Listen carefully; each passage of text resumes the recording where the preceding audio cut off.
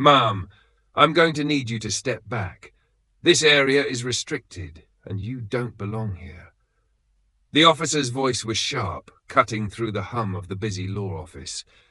People in suits paused, glancing sideways before quickly looking away.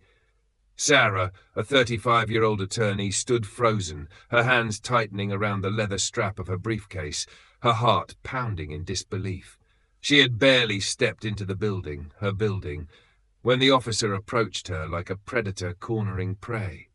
"Excuse me?" Her voice was calm, but there was a tremor she couldn't hide.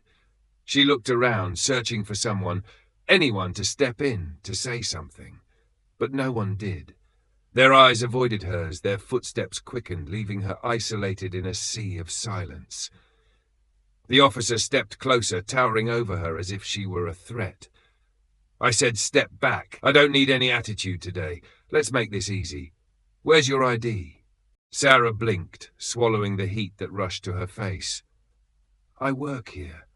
I don't need to show you anything." He smirked, his eyes scanning her from head to toe, the tailored navy dress, the heels, the pearl earrings, but none of it seemed to matter. He didn't see a professional woman, he saw someone who didn't belong. "You work here? Doing what? Cleaning the offices? Delivering food?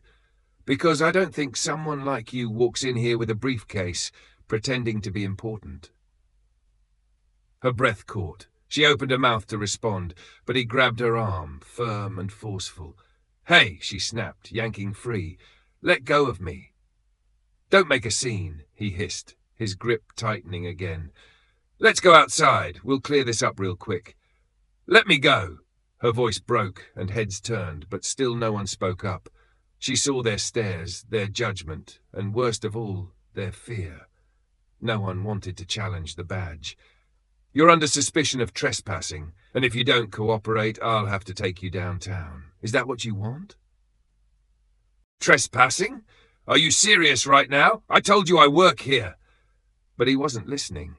He already had his radio out, calling for backup. She could feel her world tilting, everything she had worked for, everything she had fought to build, now unraveling in front of strangers who didn't even know her name.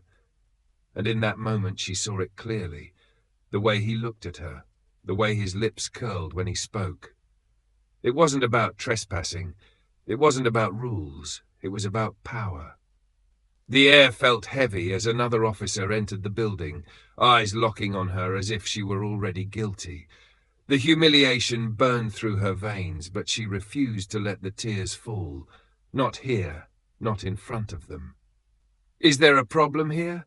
the second officer asked, and the first one pointed at her. "Yeah, she's refusing to show ID, claims she works here." The second officer didn't even look at her before nodding. "All right, let's take her in for questioning. We'll sort it out later." "No!" she shouted, stepping back, but the first officer was already reaching for his handcuffs. "This is insane!" "I am." But she didn't finish the sentence. Something stopped her, the rage, the helplessness, the knowledge that no matter what she said right now, it wouldn't matter, not yet. She let them pull her arms behind her back. The cold metal snapped around her wrists, and the crowd that had gathered scattered as quickly as it had formed. She heard whispers, gasps, and one quiet voice that said she didn't do anything. But it was too late. The officers escorted her out of the building like a criminal, ignoring her protests and warnings that they were making a mistake. She could see her reflection in the glass doors as they shoved her through. A woman in cuffs, humiliated, stripped of her dignity, and still fighting to hold her head high. But what they didn't know, what they couldn't possibly imagine, was who she really was. She was powerful, respected, and feared in courtrooms across the city. And when she finally revealed her identity, the fallout would be devastating. But how do you prove who you are when no one believes you? How do you fight back when the system is already stacked against you? And what happens when the people who are supposed to protect you are the ones who tear you down? This isn't just a story about humiliation and injustice. It's about power, revenge, and the kind of justice that leaves everyone stunned. And in the end, when the truth is exposed, one question will remain. How far will she go to make sure they never forget what they did? At Plough of Twist, we stand firmly against all forms of racism, discrimination, and injustice. We believe in equality, respect, and dignity for everyone, regardless of race, background, or identity. This story highlights the painful reality of prejudice, but it also delivers a powerful message about justice, resilience, and standing up for what is right. We hope you enjoy this emotional and thought-provoking journey. If you believe in fairness and equality, make sure to subscribe to our channel and hit the like button. The morning sunlight streamed through the glass walls of the towering office building, casting long shadows over the polished marble floors. It was the kind of place that hummed with quiet power, where sharp heels clicked confidently against tiles and leather briefcases swung with purpose. At the center of it all was Camille Bennett, a woman who had spent her entire life building the kind of career most people only dreamed of. Camille had grown up in a small, cramped apartment in Atlanta, raised by a single mother who worked double shifts as a nurse to keep food on the table. From a young age, Camille understood what it meant to fight for what you wanted. Her mother's hands were always rough from long hours of scrubbing floors at the hospital, but her voice was steady, reminding Camille that education was her ticket out. And Camille had listened. She studied until her eyes burned, graduated at the top of her class, and earned a full scholarship to law school. By the time she turned 30, Camille had already made headlines as one of the youngest judges appointed in the state of Georgia. Her reputation was built on sharp intellect and an unshakable sense of fairness, but it wasn't without sacrifice. The long hours, the constant pressure to prove herself in a system dominated by men, especially white men, had left her with few friends and even fewer moments to breathe. But Camille didn't mind. Her work wasn't just a job, it was her purpose. Standing in front of the mirror that morning, Camille adjusted the collar of her navy blue dress and clipped on a pair of pearl earrings. Her reflection stared back at her, calm, composed, untouchable. That's what she had to be in her line of work. Any crack in the armor was a weakness, and weaknesses could be exploited. She ran a hand over her short curls, a nod to her heritage and a silent rebellion against the expectations of conformity. By the time Camille stepped out of her black BMW in front of the office building, the day was already in motion. Phones rang in the distance, and the scent of fresh coffee lingered in the air.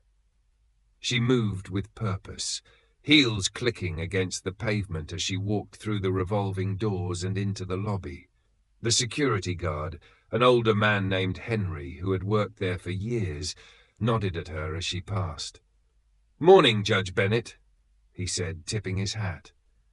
"Good morning, Henry," she replied, her voice warm but clipped. She didn't stop to chat. Camille didn't have time for pleasantries. Her schedule was tight, and today was especially important. There was a high-profile case on her docket, one that would set a precedent for discrimination lawsuits across the state. It was the kind of case that could either make her legacy or paint a target on her back. But before Camille could make it to the elevators, the air shifted. It was subtle at first, a sudden silence, a shift in energy that prickled against her skin. She felt it before she saw him. Officer Bradley Tate stood near the reception desk, his uniform crisp and his badge polished to a shine. He was tall, broad-shouldered, with sharp features that made him look more like a soldier than a cop. Camille had seen men like him before, men who wore authority like armor, using it to shield insecurities they'd never dare admit. He turned just as Camille reached the elevator, and their eyes met. For a brief second, his expression shifted, confusion followed by something darker. He stepped toward her. "Excuse me, ma'am," he said, his voice sharp. "You can't be in here." Camille blinked, the words not registering at first. "I'm sorry. You don't have clearance to be in this building," he said, his hand resting on the holster at his hip. Camille straightened, her jaw tightening. I work here. The words came out steady, but she could already feel the heat rising in her chest. She saw the way his eyes swept over her, lingering just long enough to make her skin crawl. I'm going to need to see some ID, he said, stepping closer. Is there a problem? Camille asked, her voice sharper now. The problem, Bradley said, is that you're trespassing on private property, and I need you to cooperate before this gets out of hand. Camille felt the eyes of the lobby on her. People stopped mid-stride, pretending not to listen while leaning in just enough to catch every word. Her pulse quickened. She opened her bag, pulling out her ID, and held it up. There, she said, satisfied. Bradley snatched the ID, turning it over in his hands as if he expected it to dissolve into dust. He frowned, then shook his head. This doesn't prove anything. You could have stolen this. I need you to come with me. No, Camille snapped, stepping back. You're making a mistake. He grabbed her arm, and the shock of it stole her breath. She yanked away, but he was already pulling out his radio, calling for backup. Let me go, she said, her voice trembling now. You're assaulting me. Bradley didn't flinch. I'm doing my job. Camille's heart pounded as the second officer entered the building, moving toward them with purpose. She looked around, searching for someone, anyone to step in, but no one moved, no one spoke. You don't know who I am, she said, her voice low, trembling with anger. I don't care who you think you are, Bradley replied. The words hung in the air like a slap, and Camille felt the weight of every battle she had fought to get here pressing down on her shoulders. She wanted to scream, to fight, but she knew better. This wasn't the time, not yet. As the cuffs clicked around her wrists, Camille stared straight ahead, her jaw set and her eyes burning. This wasn't over, not by a long shot. What Bradley didn't know, what none of them knew, was that Camille Bennett wasn't just another black woman in a nice dress. She was a judge, and by the time this was over, they would all know exactly who they had humiliated, and they would pay for it. The patrol car rattled slightly as it sped through the city streets, but the sound barely registered in Camille's ears. Her mind was too loud. Every thought collided with the next, tangled in a mess of rage, humiliation, and disbelief. The tightness of the handcuffs bit into her wrists, sharp and unyielding, but Camille didn't flinch. She wouldn't give them the satisfaction of seeing her break. Her reflection in the window stared back at her, the tension in her jaw so tight it felt like it might shatter. Bradley Tate sat in the front seat, occasionally glancing at her through the rearview mirror, his expression flat but tinged with something smug, something that made her stomach turn. The car turned down a side street and slowed as the station came into view. It wasn't her first time inside a police station, but this was different. She had stood in courtrooms, ruled from behind benches, and dictated the outcomes of countless cases. But walking through these doors in handcuffs made her feel stripped bare. The station smelled of sweat and old coffee, and the fluorescent lights overhead buzzed faintly, adding to the dull hum of voices and ringing phones. Officers moved through the space like gears in a well-oiled machine, but one by one they stopped to look at her. Camille held her head high, refusing to let the weight of their stares crush her. Bradley's grip tightened as he led her to the front desk, pushing her forward like a prize he couldn't wait to display. The female officer behind the desk raised an eyebrow as Camille stepped into view. "What's this?" the woman asked, her eyes flicking down to Camille's handcuffs. "Caught her trespassing," Bradley said, his tone casual, almost bored.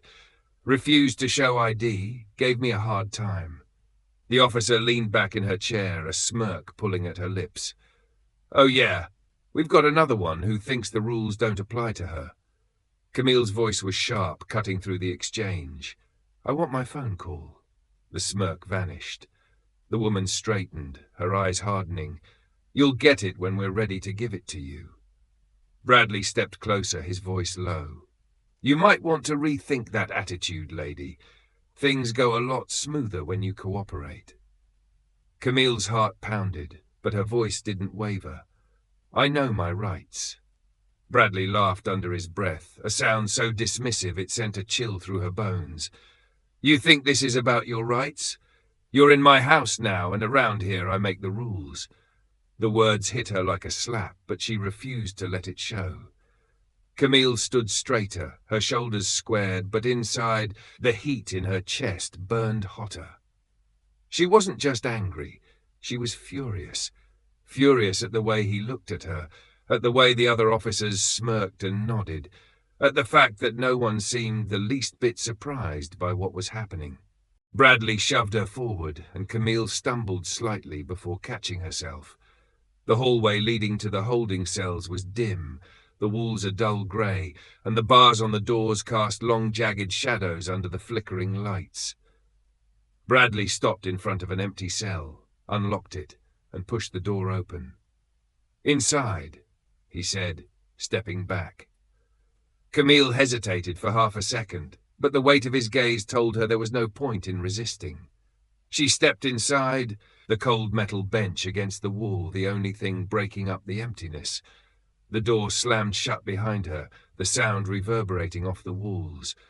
Minutes blurred into hours. Camille sat with her back straight, her heels planted firmly on the floor. Her wrists throbbed, and her shoulders ached, but she didn't move.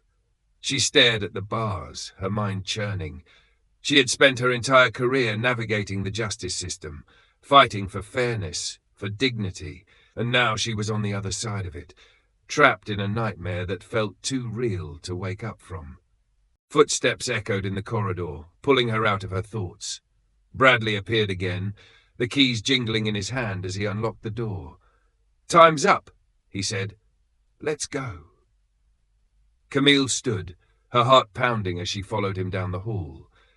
He led her into a small interrogation room, where another officer sat at a table, a clipboard in front of him. "Sit," the man said without looking up. Camille didn't move. "I want my phone call." The officer glanced up, his expression blank. "You'll get it when we're done here." "No," she said sharply. "Now." Bradley stepped closer, towering over her. "You don't get to make demands," he said, his voice low and dangerous. Camille didn't flinch. "You have no idea who I am," Bradley smirked. "I know exactly who you are. You're a nobody who thinks she's somebody. But guess what? You're not." The words hit hard, but Camille stood her ground. "When this is over, you're going to regret every second of this." Bradley leaned in, his voice dripping with condescension. "You're not in charge here. I am, and no one's coming to save you." Before Camille could respond, the door burst open. A woman in a navy suit strode in, her heels clicking sharply against the tile. "What the hell is going on here?" Bradley straightened. "Ma'am, we were just—" "Save it," the woman snapped. She turned to Camille, her tone softening. "Are you all right?" Camille nodded, but her voice was cold. "I want my phone call." "You'll get it," the woman said before turning back to Bradley. "Hand over your badge and weapon." Bradley froze. "What?" "You heard me," she said. "You're off duty, effective immediately." The colour drained from Bradley's face, and Camille felt the first crack in his armour. He sputtered protests, but the woman didn't flinch. Within minutes he was escorted out, his face red and his fists clenched. Camille watched him go, but she knew this wasn't over. Bradley might be down, but he wasn't out. Men like him never went quietly. She needed to be ready. As she stepped out of the station, Camille's mind raced. The storm was coming, and when it hit, it wouldn't just expose the rot at the core of the system, it would shatter it. And Bradley Tate, he was about to find out what it felt like to be powerless. The courtroom was silent, the kind of silence that felt alive, thick with anticipation and the weight of what was about to unfold. Camille sat at the judge's bench, her posture unshaken, her expression carved from stone. The room was filled. Reporters lined the back, cameras hovered just outside the doors, and rows of spectators leaned forward, their eyes locked on the scene unraveling before them. The tension hung so heavily that even the sound of paper shifting felt deafening.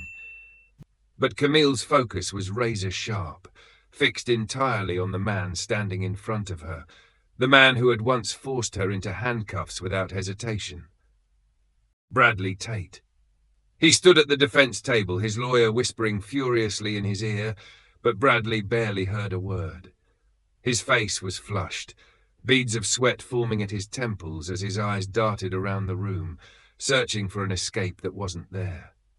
Camille could see it. The unraveling, the cracks forming in the armor he had worn so confidently the day they first met. But now, stripped of his badge, of his authority, and of the power he had wielded so recklessly, he was nothing more than a man fighting to keep his head above water. The prosecutor stood, her heels clicking softly as she approached the bench. "Your Honor, we are prepared to present our final witness," she said, her voice steady but sharp. She turned to the gallery, gesturing toward the back. "We call Camille Bennett to the stand." There was a ripple through the crowd as Camille stood. Bradley's lawyer shot to his feet. "Objection, Your Honor! This is highly inappropriate. Judge Bennett cannot testify in her own courtroom." Camille's eyes locked onto his. "This is not my courtroom today. It is a place for truth." The words landed with force, and Bradley shifted in his seat, his jaw tight. The judge presiding over the case, a stern man with silver hair and sharp eyes, waved a hand. "Overruled. Proceed." Camille stepped down, her heels striking the floor with purpose as she made her way to the witness stand. The room seemed to tilt slightly as she sat, the weight of every pair of eyes pressing against her. She folded her hands in her lap, her shoulders squared, and waited. The prosecutor began. "Judge Bennett, can you describe the events that occurred on the morning of April 14th? Camille's voice was calm, but there was steel beneath it. "I arrived at my office building around 8 a.m. I was stopped by the defendant, Officer Bradley Tate, in the lobby. He accused me of trespassing and refused to believe that I worked there, despite my repeated attempts to clarify my position." Bradley's lawyer shot up again. "Objection! This is hearsay!" "Overruled," the judge said without looking up. "Continue." Camille's eyes stayed locked on Bradley. "He grabbed my arm, ignored my protests, and publicly humiliated me in front of my colleagues. I told him who I was. He didn't care. He didn't even listen. Instead, he handcuffed me and dragged me to the station like a criminal." Bradley's chair scraped against the floor as he leaned forward. "You didn't say who you were." Camille turned her gaze to him, and for the first time, the fire in her voice broke through. "I shouldn't have had to say who I was. My word should have been enough. My existence should have been enough." The room fell deathly still. Bradley sank back in his chair, his shoulders hunched as though the air had been knocked out of him. The prosecutor gave him one glance before refocusing on Camille. "Judge Bennett, what impact has this incident had on you?" Camille took a breath, steadying herself. "I've spent my entire life proving myself, fighting to be seen, to be respected, to be heard. But in that moment, none of it mattered. Not my degrees, not my title, not the cases I've won or the laws I've upheld. None of it mattered, because the color of my skin told him everything he thought he needed to know." A murmur rippled through the gallery, but Camille didn't flinch. She kept her gaze steady, letting the words sink in. "And what do you want this court to understand about that day?" "I want this court to understand that injustice doesn't always come with a warning," Camille said, her voice cutting through the air. "It's quiet, it's insidious, and it thrives in the spaces where people refuse to see it. I want this court to understand that what happened to me was not an accident. It was a pattern of abuse, of profiling, and of power being weaponized against the vulnerable." Bradley shot to his feet, his voice cracking. "I'm not a racist. I was doing my job." Camille stood too, her eyes blazing. "No, you were protecting your ego. You were defending a system that's built to make men like you feel untouchable. But you're not untouchable anymore." The judge banged his gavel, calling for order, but the tension in the room had already reached its peak. Bradley slumped back into his seat, his face pale, his hands trembling as though he had just realized the full weight of what was coming. The prosecutor turned back to Camille. "No further questions, Your Honor." Camille stepped down, her heels echoing in the silence as she walked past Bradley without looking back. The walls seemed to close in on him as she passed, and he sank lower in his chair, his lawyer frantically whispering in his ear. But it was too late. The truth was out, and as Camille returned to her seat, the only sound in the room was the ticking of the clock, counting down the moments until the verdict would be read. Bradley's leg bounced under the table, his fingers gripping the edge so tightly his knuckles turned white. His lawyer leaned in, whispering frantically, but Bradley wasn't hearing any of it. The words bounced off his ears, drowned out by the sound of his own heartbeat. He glanced toward Camille, who sat still and composed, her expression giving away nothing. It infuriated him. She was the one who should have been nervous, not him. She was the one who had been dragged out of that building in cuffs, not him. But there she sat, her shoulders squared, her gaze sharp, and Bradley felt it. Felt the power shifting away from him with every second that passed. His lawyer's voice cut through the noise, low and urgent. "You need to stay calm. If you lose it now, it's over." Bradley snapped his head toward him, his voice sharp and barely controlled. "It's already over. Do you see the way they're looking at me? Like I've already lost." The lawyer leaned in closer, lowering his voice. "You haven't lost yet, but you need to stop digging the hole deeper. Let me handle this." Bradley shook his head, his jaw tight. "She's lying. She's twisting everything. I wasn't targeting her. I was following protocol." Camille turned slightly, just enough to catch his eye, and Bradley froze. The look she gave him wasn't anger. It wasn't even satisfaction. It was something far worse. Pity. The judge cleared his throat, calling the room back to order. The sound jolted Bradley back to the moment, and he straightened, forcing himself to breathe slower. "Officer Tate," the prosecutor said, stepping toward him. "You've heard the testimony, and you've seen the evidence presented to this court. Do you still stand by your version of events?" Bradley's voice wavered, but he forced it out. "Yes, I do. I followed procedure. She refused to cooperate. I didn't do anything wrong." The prosecutor tilted her head. "Nothing wrong? You handcuffed a woman in the lobby of her own office building, humiliated her in front of her colleagues, and dragged her to the station without verifying her identity first. You don't see anything wrong with that?" Bradley's jaw clenched. "I acted based on the information I had at the time." "And what information was that?" Bradley hesitated. "She was acting suspiciously." The prosecutor stepped closer. "Suspiciously? She walked into the building, dressed professionally, carrying a briefcase, and spoke to security. What exactly about that was suspicious?" Bradley's eyes darted toward Camille, then back to the prosecutor. "She refused to show ID." "After explaining that she worked there, after being treated like she didn't belong, was her refusal suspicion or frustration?" Bradley's voice rose. "It was defiance." The prosecutor's eyes narrowed. "Or was it a reaction to being profiled?"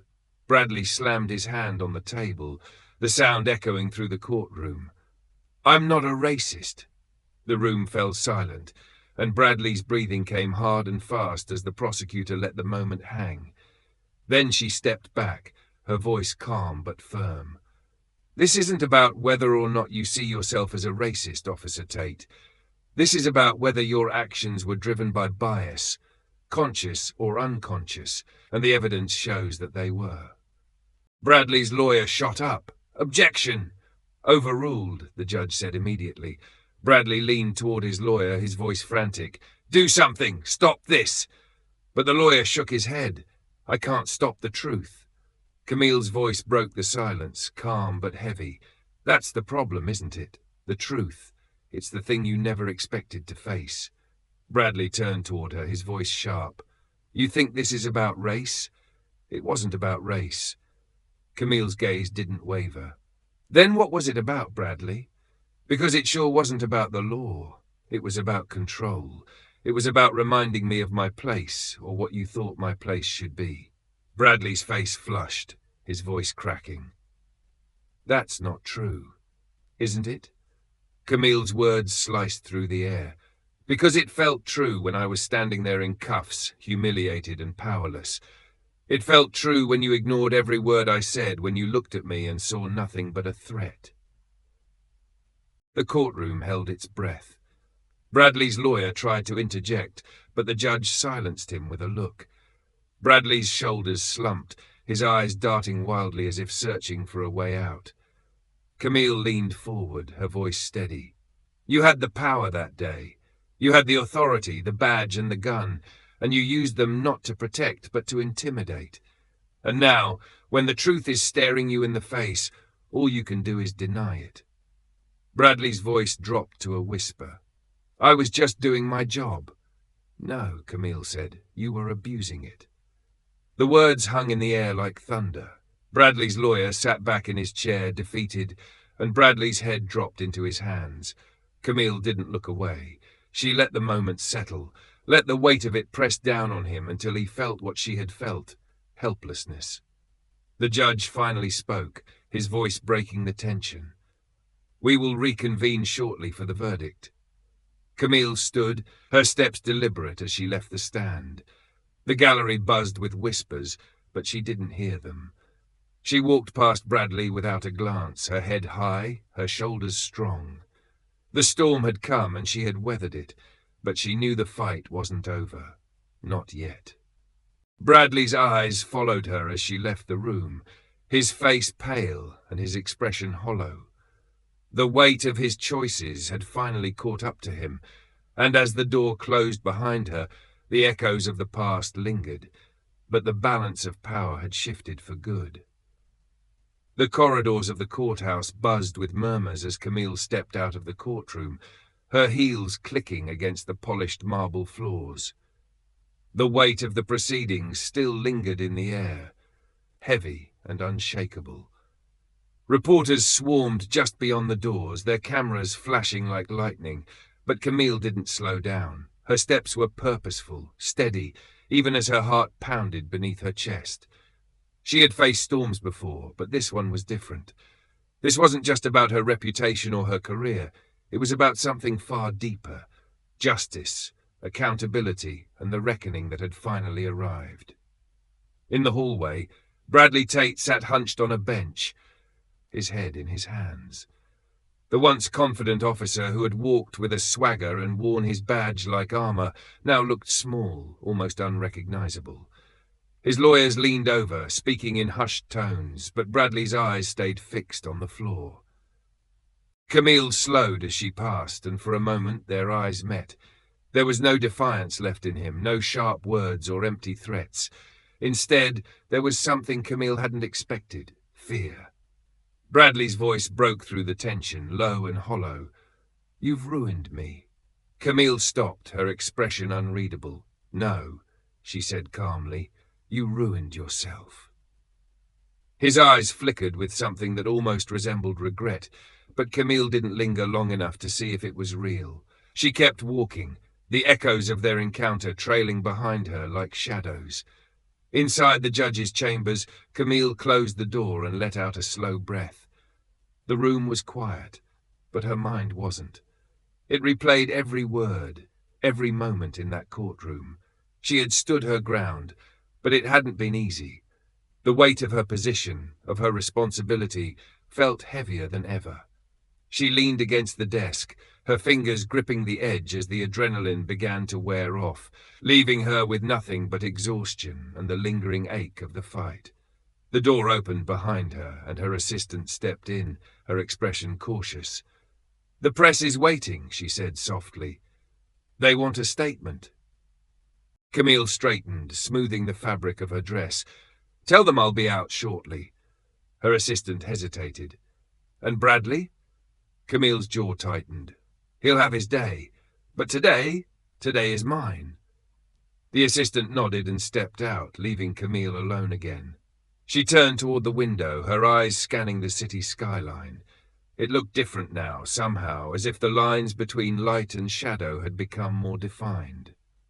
She thought about the people who had watched her that day, the ones who had seen her humiliated, dragged through the system she had sworn to protect. She wondered what they were thinking now. Were they satisfied? Vindicated? Or did they see what she saw? A system that was still broken, still bleeding, even after the scales of justice had been tipped in her favor. The knock on the door pulled her back. She turned to see the prosecutor stepping in. Her expression measured but not unkind. "You are incredible in there," the prosecutor said, closing the door behind her. Camille let out a breath, but it wasn't relief. "Was I?" The prosecutor tilted her head. "You didn't let him get away with it. That matters." Camille's voice dropped, softer now. "But what if it's not enough? What if this doesn't change anything?" The prosecutor stepped closer. "You made people see him for who he is. That's the first step. The rest comes later." Camille nodded, but the uncertainty lingered. She knew the fight wasn't over, not for her, not for the countless others who would walk into courtrooms like this one and face battles they never should have had to fight. The door creaked open again, and Bradley's lawyer appeared, his face tight with tension. "Judge Bennett," he said carefully, "my client would like to speak with you privately." The prosecutor stepped forward immediately. "Absolutely not. That's inappropriate." Camille raised a hand, silencing her. "It's fine. I'll speak with him." The prosecutor hesitated, but finally nodded. "I'll be right outside." When the room cleared, Bradley stepped in, his eyes downcast. The tension in the air was suffocating as he stood there, shifting awkwardly before finally speaking. "I don't expect you to forgive me," he said quietly. I need you to know I didn't set out to hurt you. I thought I was doing my job."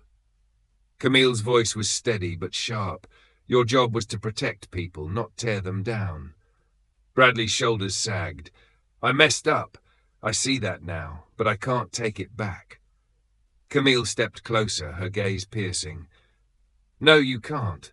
And the people you hurt, people like me, have to live with the consequences of your choices. So what happens to you now? That's not for me to decide. But what I can tell you is this. Apologies mean nothing without action. You don't get to walk away from this and pretend it never happened." Bradley swallowed hard, his voice barely above a whisper. "I don't know how to fix it." Camille's expression softened slightly, but her voice remained firm. "Then you start by listening, by facing the consequences, and by being better, not just saying you will be." For the first time, Bradley looked at her not as an opponent, but as someone he had hurt. Camille could see it, the weight of his guilt, the fear of what was to come.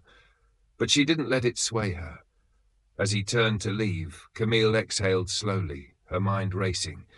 She had spent her career believing in justice, in the power of the law to make things right. But now, as the echoes of the day began to fade, she wondered if justice was ever truly enough, or if real change required something deeper, something harder. Outside the chambers, the cameras flashed and voices called her name, but Camille walked past them, her head high and her step steady. She wasn't done fighting, not yet. And as she stepped into the light, she knew this was only the beginning. Bradley sat in the dimly lit office, his fingers nervously tapping against the chipped ceramic mug in front of him. The coffee inside had gone cold hours ago, untouched, but he didn't seem to notice. His shoulders were hunched, his shirt slightly wrinkled, and his tie hung loose around his neck, as if he had given up halfway through the act of straightening it. Papers were scattered across the desk, filled with notes and legal jargon that blurred together no matter how hard he tried to focus. The blinds were tilted just enough to let thin slants of light cut across the room, but even the sunlight felt heavy, oppressive, like it was exposing everything he wanted to hide. His lawyer sat across from him, arms folded, his expression unreadable. Bradley could feel the weight of his gaze, but he refused to meet it. Instead, he kept his eyes locked on the table, his breath shallow and uneven. The silence between them was suffocating, but Bradley couldn't bring himself to break it. Not yet. When he finally spoke, his voice came out hoarse, like it had been dragged from the bottom of his throat. "You think this is it? You think this is how it ends for me?" His lawyer didn't flinch, didn't even blink. He leaned back in his chair, his tone calm but sharp enough to cut through the tension. "It doesn't have to be the end, but it's going to be unless you start facing the truth." Bradley's eyes shot up, and his fingers tightened around the mug until it creaked under the pressure. Facing the truth? What truth? That I'm being set up? That I'm being made an example of? This isn't justice, it's politics. She wanted to make a statement, and I'm the one paying for it. His lawyer leaned forward, planting his elbows on the desk as his voice dropped, steady and deliberate. "This didn't happen to you, Bradley. You're not the victim here, no matter how much you want to pretend you are. You made decisions, and now you're dealing with the fallout. That's not politics, that's reality." Bradley pushed back his chair, the legs scraping loudly against the floor, but the lawyer didn't even flinch. Bradley's voice rose, sharp and cracking at the edges. "You think I don't know that? You think I don't replay it in my head every single night? I didn't mean for it to go this far. I didn't think." "That's exactly the problem," the lawyer snapped, cutting him off. "You didn't think. You acted. You made assumptions, and you didn't stop to question them. And now you're sitting here expecting sympathy? You think, sorry is going to fix this?" Bradley froze, his breath catching as the word sank in. He turned toward the window, his reflection fractured by the blinds, and for the first time the weight of it all pressed down so hard he thought it might crush him. "I didn't mean for it to go this far," he repeated, softer this time, almost to himself. "But it did," the lawyer said, his voice quieter now, but no less sharp. "And now you have to decide whether you're going to face it or keep running from it." Bradley slumped back into the chair, his shoulders sagging under the weight of his words. The office felt smaller, the walls closing in, and no matter how hard he tried to breathe, the air felt thinner. He didn't know how to fix it. He didn't even know where to start. Meanwhile, Camille stood in her office, staring out the window as the city buzzed below her. Her reflection in the glass was sharp and clear, but her thoughts were anything but. She turned the framed photograph on her desk, her fingers brushing against the glass. It was an old picture. Her mother's smile radiant, her arm wrapped tightly around Camille's shoulders. Camille could still feel the weight of that arm, the warmth of it, the quiet strength that had carried her through so many battles. But now, as she stood there, the weight felt heavier, and the strength felt farther away. A knock at the door pulled her out of her thoughts, and she turned to see her assistant standing in the doorway, her expression cautious. "He's still waiting outside," she said. Camille set the photo down, her fingers lingering for just a moment before she straightened her shoulders. "Bring him in." When Bradley stepped into the room, he looked different. The man who had stood so confidently in the courtroom now looked smaller, almost shrunken. His suit was wrinkled, his tie slightly askew, and the dark circles under his eyes made him look older, worn down. He hesitated at the door, as if unsure whether he should even be there, but Camille didn't invite him to sit. "You wanted to talk?" Bradley swallowed hard, his voice barely above a whisper. "I'm sorry." Camille's expression didn't change. "Sorry isn't enough." "I know," he said quickly, stepping closer, his voice trembling. "I know it's not enough, but I don't know what else to say. I can't change what happened." Camille's voice was steady but sharp. "No, you can't. But what you can do is stop pretending this was just a mistake. It wasn't a mistake, Bradley. It was a choice. A choice you made because you looked at me and decided I didn't belong." Bradley's breath hitched and he stepped back as if her words had physically struck him. "I didn't." "You did," Camille cut him off, her voice firm. "And whether you want to admit it or not, it's the truth. You didn't see me. You saw what you wanted to see and you acted on it. And now you have to live with that." Bradley's voice cracked, quieter now. "I'm trying to, but I don't know how." Camille's eyes softened just slightly, but her voice didn't waver. "Then start by listening. Start by seeing the people you've ignored for so long.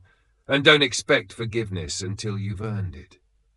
Bradley's shoulders slumped, and for the first time Camille saw something she hadn't before: vulnerability.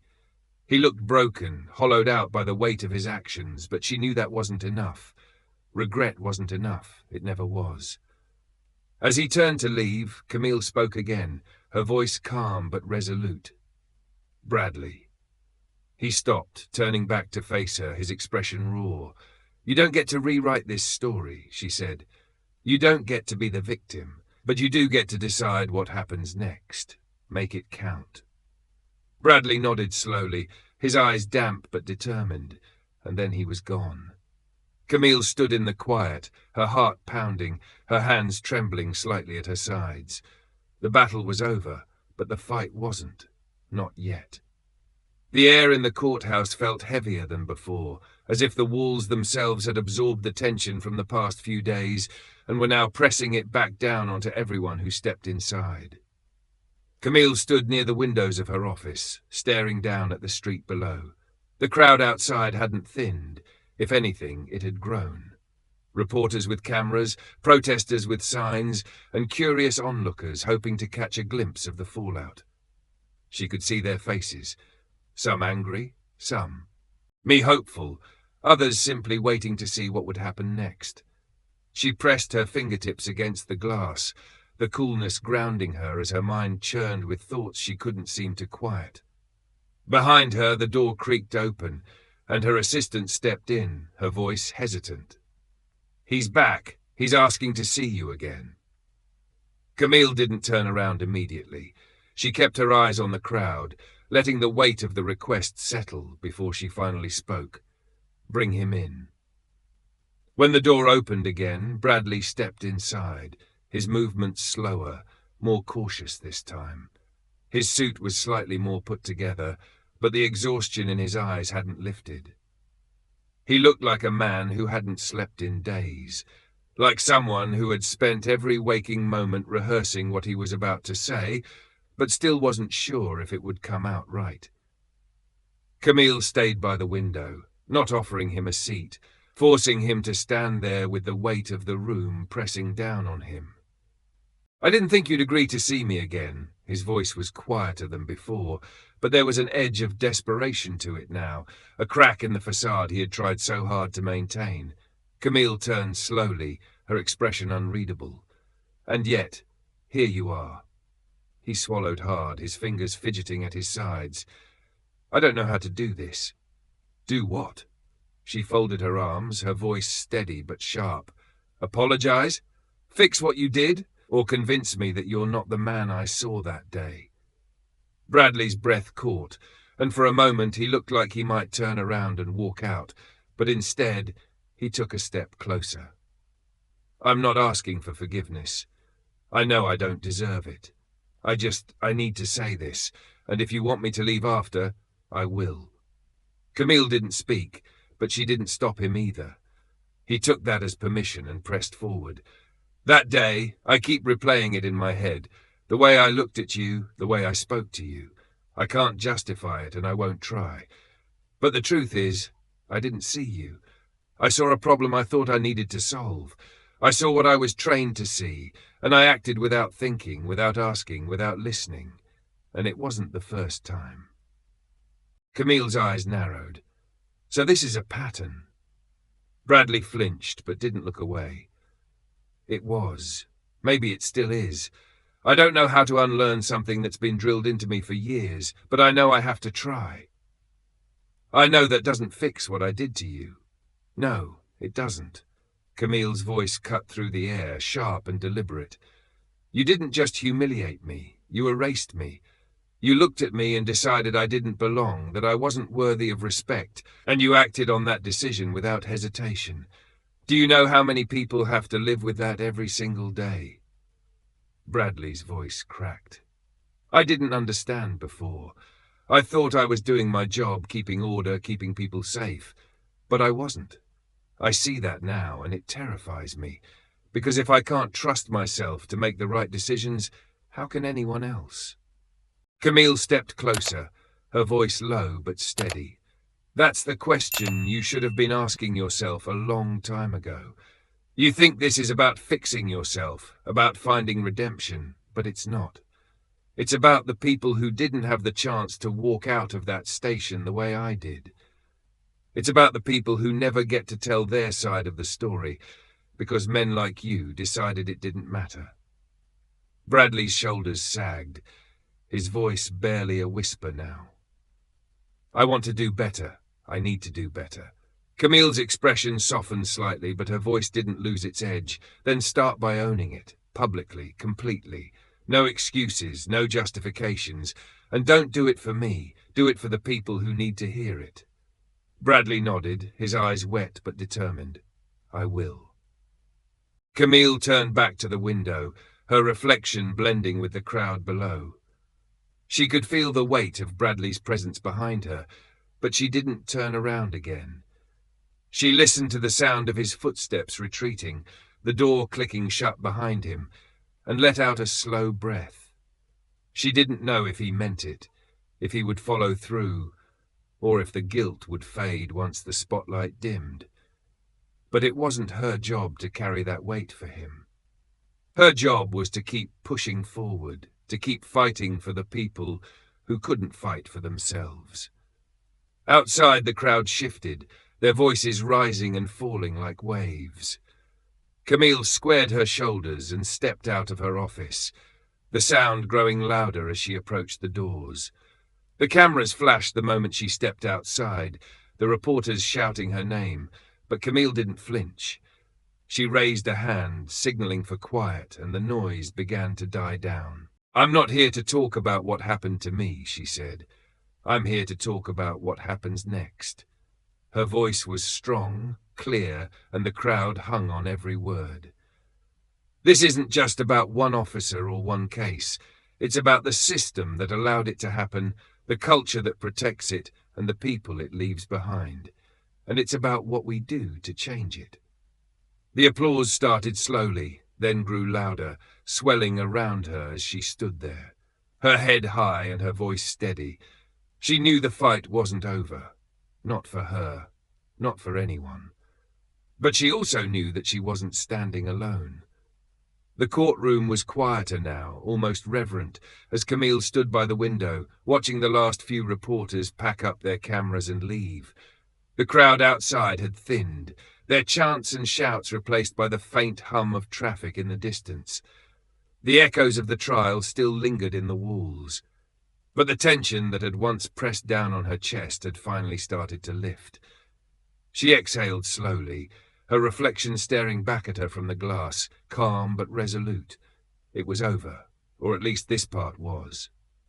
Bradley Tate had stood in front of the court earlier that day, his voice shaking as he read his statement. He admitted to his actions, acknowledged the bias that had driven them, and accepted full responsibility for the damage he had caused. But it wasn't just words. Camille had insisted on something more, something real, and Bradley had agreed. He resigned from the force, effective immediately, and committed to working with organizations focused on police reform and anti-bias training. It wasn't enough to erase what he had done, but it was a start, a step towards something better, even if the path was still uncertain. Camille watched him leave the courthouse after the final ruling. He had looked smaller somehow, his shoulders hunched, his steps slower. But there was something else in his eyes too, a flicker of determination, the kind that only came when someone had been forced to confront their own reflection and didn't like what they saw. She didn't know if he would follow through with the promises he had made, but that wasn't her burden to carry. She had done her part, and now it was up to him. As the courtroom emptied, Camille lingered at her bench, running her fingers over the polished wood. This space had always felt like a place of power, a symbol of authority and order. But now it felt like something more, a reminder of what it took to hold people accountable and how fragile justice could be when left unchecked. She had faced down the system she had sworn to protect and refused to let it swallow her whole. And now, as she prepared to leave it behind for the day, she felt a weight lifted, replaced by something steadier, stronger. Outside the building, Camille was met with applause as she stepped onto the courthouse steps. Cameras flashed and microphones were pushed toward her, but she didn't rush. She took her time, letting the moment settle before raising her hand to quiet the noise. When the crowd stilled, she spoke. This case wasn't just about me. It was about a system that needs to be better. It was about the people who don't get the chance to stand in front of a judge and demand to be seen. And it was about what happens when we stop looking away. Her voice didn't waver, even as the weight of her words settled over the crowd. We cannot fix what we refuse to acknowledge. We cannot change what we won't confront. And we cannot build a better future until we hold ourselves and each other accountable. The applause started again, but Camille didn't linger to soak it in. She stepped down from the platform and disappeared into the crowd, leaving behind the noise, the cameras and the flashes of light. This wasn't about the spotlight, it never had been. Later that evening, Camille sat in her apartment, the city lights spilling in through the windows. Her phone buzzed with messages and calls, but she ignored them. Instead, she poured herself a glass of wine and sank into the couch, letting the silence wrap around her like a shield. She had spent so long fighting to be heard, to be respected, to be believed, and now that the fight was over, she wasn't sure what came next. But she knew one thing for certain: she wouldn't stop. This wasn't the end, it was only the beginning. Bradley's story didn't end in the courthouse either. Weeks later, he stood in front of a room filled with officers, his hands shaking slightly as he adjusted the microphone. The training session was mandatory, but he could see the resistance in their eyes, the same resistance he had once carried. He took a breath and began speaking, his voice steady but raw.